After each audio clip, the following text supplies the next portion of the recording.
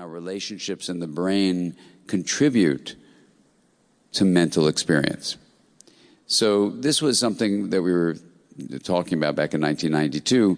And to start with, what I'd like to do in talking about families is say, if you're interested in how families shape the mind of a child, it's very important to make sure that we know what each of the terms of that question are.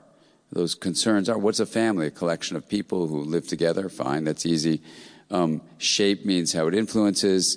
And you say, how does it shape the mind? And then you come up with one of the biggest roadblocks for everyone. So if I asked you to pause for a moment, how many of you would say you work in the field of mental health? Any of you? So raise your hand really high so we can see. So it's virtually everyone. How many of you who are here to study contemplative science are interested in the science of the mind? Okay, so that's everyone. Now, you may be intrigued to find out that in the field of mental health, I've asked 100,000 mental health professionals, gathering them in rooms like this, and what percentage of people trained formally in the field of mental health, whatever the background is, have ever been given even one lecture on what the mind is? What percentage do you think? Yes, you, right there. Yes, you. You raised your hand. Did you want to offer something? No, I didn't say anything yet about if it's true. What do you mean if it's true? What's the truth? 20%? Okay. What are you questioning is true? I asked a question. What's the question about what it's true or not? Yeah, that's all the question. Oh, so you don't know whether you have or haven't. That's what you mean. Yes. Yeah, people talk about the nature of the mind. They'll say the mind includes feelings and thoughts and, the mind is, composed of your memories and stuff like that. Of course, we know when we use the word mind, we even mean subjective experience and consciousness. But it's interesting, when you talk about mind as a word, in the field of mental health, you said 20%. It's actually, when I've done the survey, 2 to 5% of people have been told what the mind is in the field of mental health.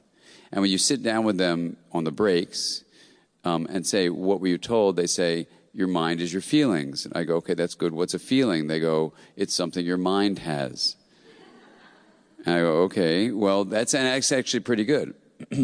So what I want to suggest to you is that not only has mental health lost its mind, but also the field of education has lost its mind, because educators are the same thing.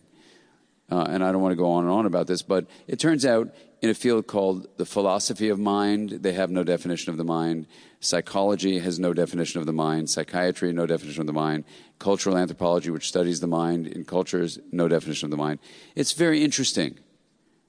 And what the researchers say is it's a placeholder for the unknown. That's why they're studying it, which is really very useful. But if you're a mental health practitioner trying to get the health of the mental, and you don't have a definition of the mental, then it's a bit of a problem, because what are you selling to people who are paying you money to know what you're doing? So I felt back in the early 90s, when this was becoming clear, really embarrassed. I was board certified and everything, and I felt like I knew nothing, which is not a good feeling, especially when you're asked to be the training director to train them in nothing. Then it's really ludicrous, isn't it? So I was really, really upset, So anyway, what I'm going to offer you is a definition of the mind that we wrestled with back in 1992, that 100% of these 40 scientists agreed with, and it says everything about families.